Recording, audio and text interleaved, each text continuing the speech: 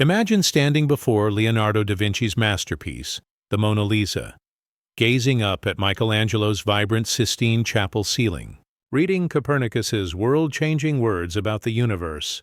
This isn't just history, it's a revolution in thought.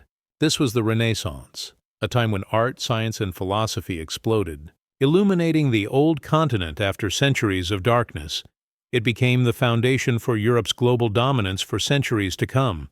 But why? If you could get in a time machine and go back, this period in Europe would be a terrible choice. You wouldn't just witness the brutality of constant warfare, but also endure the harsh social control of the Catholic Church. It was 476 A.D. when the fall of the mighty Roman Empire to Germanic tribes dragged all of Europe into a long, chaotic dark age, the Middle Ages. From a unified empire, the Roman territory was fractured. The Visigoths took Spain, the Lombards held Italy, the Franks controlled Gaul, and the Angles and Saxons settled in Britain. These tribes didn't live in harmony. They were in constant conflict. Adding to this, the Black Death struck like a fatal blow, wiping out more than half of Europe's population, making the situation seem hopeless. In that darkness, the Catholic Church rose as the dominant force, controlling the political, economic, and spiritual lives of the people. This power stifled intellectual development. Thinkers who dared to be different, like Galileo or Copernicus, were branded heretics and faced severe punishment. All signs of progress in Europe seemed to be frozen. But in that very darkness, the seeds of progress were quietly sprouting, opening a new era. The Renaissance, when the light of knowledge and art once again spread across Europe. This is Italy, the heart of the Roman Empire. It's also where the Renaissance began in the 14th century, gradually spreading across Europe and becoming a total revolution. It wasn't just a revival of classical values from Greece and Rome. It marked a turning point in how humans thought about themselves and the world. If that time machine took you to the chaotic and conservative Middle Ages, the Renaissance would be the saving grace for your trip. This was an era where personal development, humanistic values, and intellect were central. Thinkers celebrated man as the center of the universe, championing the freedom to create and the ability to explore the world through reason and science. This return of intellectual light laid the groundwork for major innovations in philosophy, politics, and art. In philosophy and politics, names like Erasmus, Thomas More, and Niccolo Machiavelli left a deep mark. With his work, The Prince, Machiavelli offered a new perspective on power and leadership, challenging traditional thought. It didn't stop with ideas. The Renaissance was also a time of great, history-changing exploration. Christopher Columbus found the Americas. Vasco da Gama opened the sea route to India, and Ferdinand Magellan completed the first circumnavigation of the globe. These journeys didn't just expand geographical borders, they gave Europe access to new civilizations, resources, and ideas. In science, the Renaissance was the launchpad for revolutionary discoveries. Nicholas Copernicus, with his heliocentric, sun-centered theory, challenged the geocentric, earth-centered model that had existed for thousands of years, paving the way for the scientific revolution. And Leonardo da Vinci wasn't just a painter of immortal masterpieces, he was a genius inventor who left hundreds of sketches for machines. Many of them became the inspiration for modern technologies. This period was also an explosion of art and literature. The classic works didn't just enrich cultural life, they shaped the thinking of the era. Renaissance culture wasn't just a rebirth of ancient values, it was the launchpad for the incredible development of modern art, science, and philosophical thought.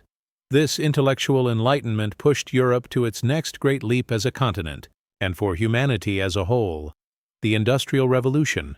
The Renaissance marked a crucial turning point in how people saw the world and their role in it. If European society was previously bound by the strict limits of religion and conservative thinking, the Renaissance was a breath of fresh air, liberating the imagination and sparking creative thought. The great figures of this era, from artists like Leonardo da Vinci and Michelangelo to brilliant scientists and philosophers like Galileo and Francis Bacon, all showed a dissatisfaction with known limits. That very spirit became the guiding fire for inventors in the following centuries, like James Watt, who advanced the steam engine, or Richard Arkwright, the father of the modern factory system. Furthermore, the Renaissance brought fundamental changes in how people understood the natural world. Scientists like Copernicus, Galileo, and Johannes Kepler didn't just change our perception of the universe, They set new standards for scientific inquiry. The scientific method they pioneered became a powerful tool, later applied broadly in engineering and technology. For instance, Isaac Newton's principles of mechanics, a scientist deeply influenced by the Renaissance, became the foundation for designing and operating complex machinery, driving the remarkable development of machines in the Industrial Revolution. Additionally, the trade routes discovered during the Age of Discovery not only brought prosperity to Europe, but also created a growing demand for mass-produced goods. This spurred technological innovation and new production methods, laying the groundwork for the birth of modern factories and industrial systems. The scientific and technological advancements from that brilliant era opened an age of global expansion for Europe. The Renaissance allowed science and commerce to flourish in Europe, which in turn formed a new wealthy class, the modern bourgeoisie. Their rapid growth led to an increasing demand for resources that the small European continent couldn't supply.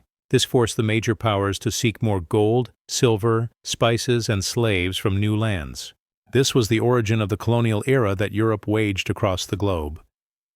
Breakthroughs in maritime technology, like the compass, detailed maps, and more agile ships, helped Europeans cross oceans to explore distant continents. Famed explorers like Christopher Columbus, Vasco da Gama, and Ferdinand Magellan didn't just discover new lands or open global trade.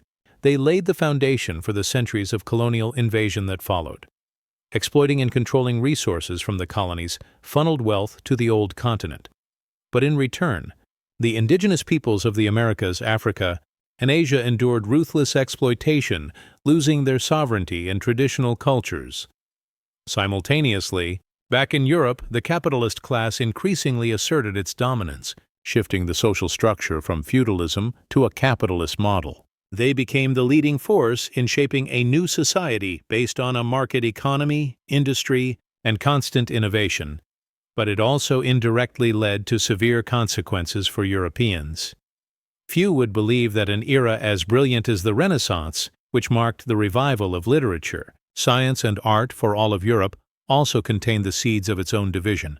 The idea of the nation began to sprout in the 15th century as countries broke free from the tight control of the Catholic Church, while also reducing the clergy's role in secular state structures. At this point, nations were built on their own unique identities, creating the foundation for modern ethnic states.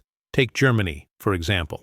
According to research by scholar Felix Kosting from 1813, King Frederick William III of Prussia emphasized national spirit in his policies to ensure loyalty and inspire a will to fight in newly annexed territories.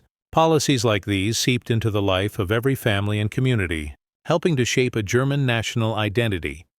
However, the Germans, with their strong pride in their long history and culture, felt overshadowed by major powers like Britain and France. Especially in the context of the great geographical discoveries, those two nations, with colonial networks spanning the globe, had quickly become leading empires. Meanwhile, Germany had to find a way to position itself on the international political and economic map. From this, colonial tensions between the great powers grew increasingly strained, finally exploding into World War I. But it didn't stop there. This national spirit became extremist. The emphasis on German identity once again became a factor that instigated World War II. This time, the war not only left heavy consequences but also many times more pain and loss than the previous war. However, the incredible advancements in military science during both world wars laid the groundwork for later technological revolutions. Key inventions in physics, chemistry, and mechanics paved the way for the development of modern weaponry, from handheld guns and artillery to advanced military technologies that made wars even bloodier. The Renaissance is seen as the origin of Europe's powerful rise, but no golden age lasts forever. The law of what peaks must decline is an unavoidable truth in the flow of human history, and Europe is no exception. A modern civilized Europe that dominated the world for centuries has begun to show its weaknesses and a downward trend. After being devastated by 2 world wars, Europe ceded its dominant position to the United States from the second half of the 20th century. For decades, European values were seen as the global standard. But today, they face numerous challenges from many different regions. China, with great ambition, is reasserting its position on the international stage. Chinese culture, once brilliant in history, is now rising strongly again. Along with Russia, China is promoting the BRICS bloc with the goal of reshaping the world order.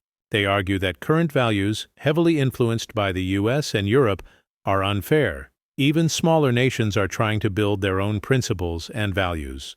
A key example is ASEAN, an organization representing small and medium-sized countries, which is working to establish its own standards. By doing this, it avoids being dragged into the fierce competition between the US and China, while also asserting its own position on the world stage. For instance, countries wishing to join ASEAN mechanisms must accept the values and principles set by the organization. This helps ASEAN maintain its independence and demonstrate a leadership role in the region, while also creating a stable and balanced environment for cooperation between major powers.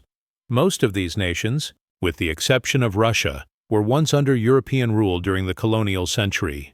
However, over time, they have risen strongly and are continuously developing economically and socially. Conversely, Europe, once the center of world power, is now showing signs of crisis, from a stagnant economy to instability in its political and social systems. The lack of consensus within the European Union has created major obstacles for the region in maintaining unity and strength to face growing challenges. The public debt crisis in the early 2010s shook the EU's financial foundations, especially in southern countries like Greece and Italy. Although the EU is trying to recover, its recovery speed is still much slower than that of the US and China. The European economy is also struggling against a wave of cheap goods from China, putting immense pressure on the region's manufacturing sectors. Furthermore, problems like an aging population and a shortage of young labor have made the socio-economic situation even more tense. In the past, Europe was considered the promised land for immigrants from all over the world. But now the region is facing significant problems related to racial discrimination and terrorism.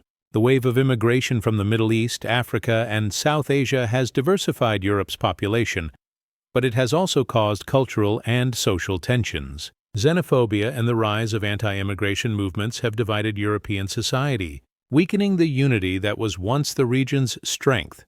And most worrying of all, the specter of war has returned to the continent. Since 2022, the conflict in Ukraine has created profound impacts, especially for countries in the region.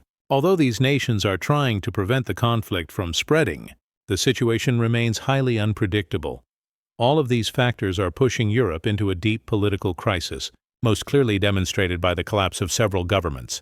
In the region's leading nations, the biggest question for Europe today is whether it can find a way to adapt and redefine its role in the modern world. History has proven that no empire stays at the top forever, and decline doesn't have to be the end. Europe is still a vital cultural, intellectual, and political center of the world. If the region can overcome its current crises, it can still maintain its position, even if it's no longer the sole dominant power.